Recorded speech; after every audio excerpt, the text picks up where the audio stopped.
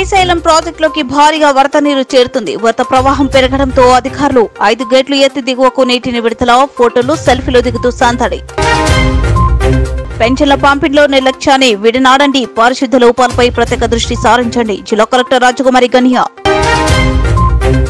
నంద్యాలలో రోజు రోజుకి పెరిగిపోతున్న దొంగతనాలు. ఆటోలో మోటార్ సైకిల్ ను దొంగలించిన గుర్తు తెలియని వ్యక్తులు. పోలీసులకు ఫిర్యాదు చేసిన దస్తగిరి.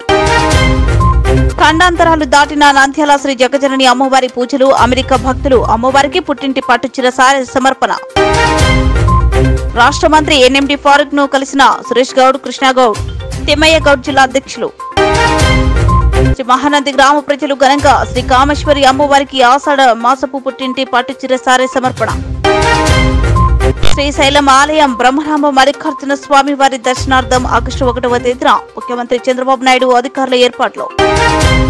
ఉజ్జయిని క్షేత్రంలోనే దత్తాశ్రయంలో దూనిపైన తపస్సులో ఉండే నాగ సాధువులు మహానందీశ్వరుని దర్శించుకున్నారు. దక్షిణ భారత తీర్థయాత్రలో భాగంగా మహానంది క్షేత్ర దర్శనం. నంద్యాల జిల్లాలో నేరాన్ని వారేనని లక్ష్యంగా ఎన్ఫోర్స్మెంట్ విజిబుల్ పోలీసింగ్ చేయాలని అధికారులకు జిల్లా ఎస్పీ శ్రీ అధిరాజ్ సింగ్ రాణా.